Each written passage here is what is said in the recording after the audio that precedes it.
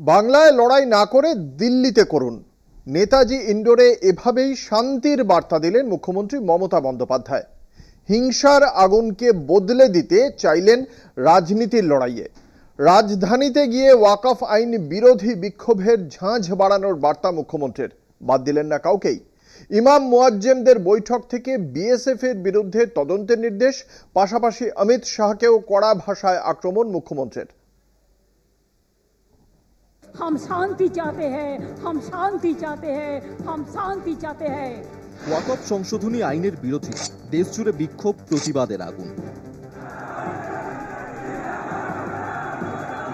বিতর্কিত ওয়াকফ আইনের বিরোধিতায় প্রতিবাদের ঝড় দেখা গিয়েছে এ রাজ্যেও। ওয়াকফ আইনের বিরুদ্ধে লড়াই বা কোন পথে? অবশেষে উপায় বললেন মুখ্যমন্ত্রী মমতা বন্দ্যোপাধ্যায়। আর আপনাদের বলবো, বাংলায় আন্দোলন করে লাভ নেই, আন্দোলনটা দিল্লিতে গিয়ে করুন। দিল্লিতে প্রধানমন্ত্রীর কাছে টাইম চান, দিল্লিতে রাষ্ট্রপতির কাছে টাইম চান। ওয়াকফ আইন যুক্তরাষ্ট্রীয় কাঠামোর বিরুদ্ধে, এই দাবি বারবার শোনা গিয়েছে মুখ্যমন্ত্রীর গলায়। আইন বিরোধী প্রতিবাদে যখন বিভিন্ন জেলায় অশান্তির আবহ, তখনই শান্তির বার্তা মুখ্যমন্ত্রীর। প্লিজ আপনারা শান্ত থাকুন, বিজেপির প্ররোচনায় পা দেবেন না। বাংলার মাটিতে বিজেপির কথায় উত্তেজিত হয়ে প্লিজ দয়া করে হাত জোর করে বলছি, অশান্তি কেউ করতে চাইলে তাকে কন্ট্রোল করুন। বাংলায় অশান্তি ছড়াচ্ছে বাংলাদেশ, তাতে প্ররোচনা দিচ্ছে বিজেপি। যতদিন থাকবো হিন্দু মুসলমানকে ভাগ হতে দেব না, সাফ বার্তা মমতার। ওয়াকফ আইন কার্যকর করতে কেনই বা এত তাড়াহুড়ো কেন্দ্রের? এই প্রশ্ন তুললেন মুখ্যমন্ত্রী। আপনি হোয়াই ওয়ার সো হারিড? আপনি বাংলাদেশের পরিস্থিতি জানেন না? भाग मत करो, हिंदुस्तान को जोड़ो। हिंदुस्तान को एकता नहीं रहेगा तो देश टुकड़ा हो जाएगा। নেতাজি ইন্ডোরে ওয়াকফ বৈঠক থেকে অমিত শাহকে কার্যত তুলোধনা মমতা বন্দ্যোপাধ্যায়ের। নাম করে কেন্দ্রীয় স্বরাষ্ট্রমন্ত্রীকে সরাসরি আক্রমণ মুখ্যমন্ত্রীর। इतना जल्दीबाजी आपका क्यों है? आप तो प्राइम मिनिस्टर कभी नहीं बनेंगे। मोदी जी चला जाने के बाद आप क्या करेंगे? आपको तो আপনাকে তো হামাগুড়ি দিতে হবে।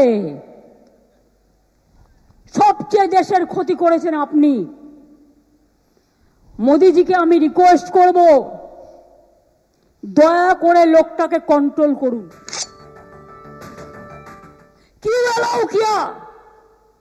क्यों बीजेपी का बाहर से आदमी आके आप गड़बड़ करके भाग गया? और আমি কিন্তু খুঁজে বের করব বর্ডার এরিয়ায় বিএসএফ কাকে কাকে হাত করেছে এবং কিছু বাচ্চা ছেলেকে ৫,০০০-৬,০০০ টাকার বিনিময়ে ইট ছুড়িয়েছে। মুর্শিদাবাদে অশান্তির আবহে কেন গুলি চালালো বিএসএফ? এই বিষয়ে তদন্তের নির্দেশ মমতা বন্দ্যোপাধ্যায়ের। পাশাপাশি মুর্শিদাবাদে নিহতদের পরিবার পিছু আর্থিক সাহায্য ঘোষণাও করেন মুখ্যমন্ত্রী। আমি আমার চিফ সেক্রেটারিকে বলছি, বিএসএফ যারা গুলি চালিয়েছে, কেন চালিয়েছে তার তদন্ত রিপোর্ট হওয়া উচিত। শীতলকুচিতেও গুলি চালিয়ে এরা ৪ জনকে মেরেছিল। আমি বলবো, যারা মারা গিয়েছে আমি কোনো সম্প্রদায় হিসেবে দেখি না, মানুষ হিসেবে দেখি। তাদের প্রত্যেককে আমাদের সরকার 10 লাখ টাকা করে পরিবারকে সাহায্য করবে। যাদের বাড়ি ভেঙেছে তাদের সবাইকে বাংলার বাড়ি করে দেওয়া হবে এবং যাদের দোকান নষ্ট হয়েছে তাদেরটা এস্টিমেট করে সেটা চিফ সেক্রেটারি দায়িত্ব নিয়ে কাজটা করবেন। উস্কানি নয়, শান্তি চাই। অশান্তি রুখতে শান্তির আশ্রয় নিতে হবে। নেতাজি ইন্ডোর থেকে ইমাম মুয়াজ্জেমদের লড়াইয়ের সুর বেঁধে দিলেন মুখ্যমন্ত্রী মমতা বন্দ্যোপাধ্যায়। কলকাতা টিভি।